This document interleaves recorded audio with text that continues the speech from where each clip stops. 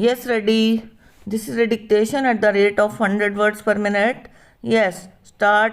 I would like to say that we should not forget one important factor, that the people in our country have elected us because we are following a democratic, one of the fundamental principles of democracy which is enshrined in the constitution is the fundamental rights which are enjoyed by all the people of India. These fundamental rights were introduced in the constitution, but there is no measure by which these rights could have been exercised.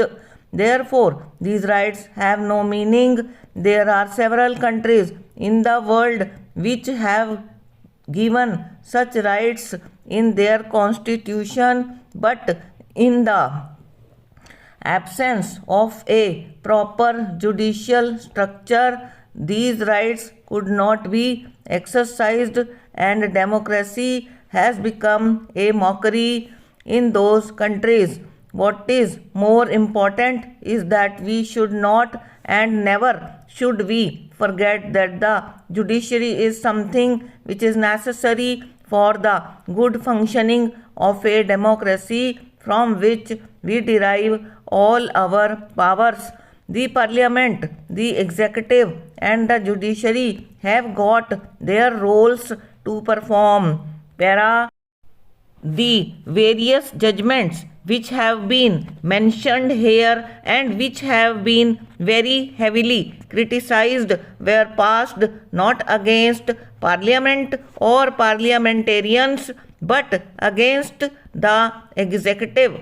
We should not forget the fact that all the judgments have been delivered against persons who have been occupying public posts, have been the subject matter of discussion in the House and Parliament as such as an institution, or the members of Parliament as the people's representatives have not been really coming into judicial scrutiny as has been alleged by some honorable members here.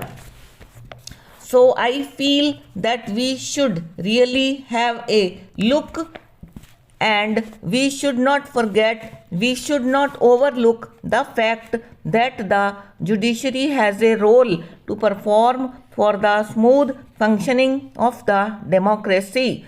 Para. However, I am really aware of the fact that I am not standing up to decide about the fate of what would be the chapter in the constitution in which the judiciary, the executive, and parliament should function, because that has already been stated in the constitution. But right now I am standing here just to intervene on this very limited point of the amendment which is sought to be brought in.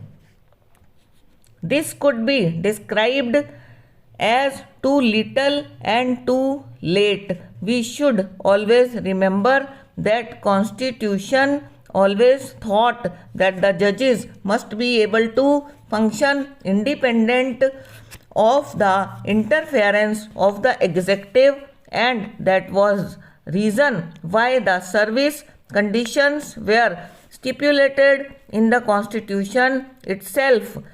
That protection has been given to the judiciary, the judges, that their rights, their privileges, their emoluments should be implemented by the Constitution so that nobody can tamper with it.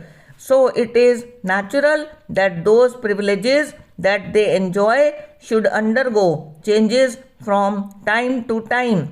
Thanks to the new economic policy, wealth has been created in the hands of millions of people of India.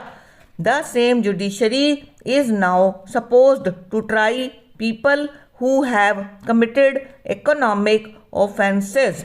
Stop and over.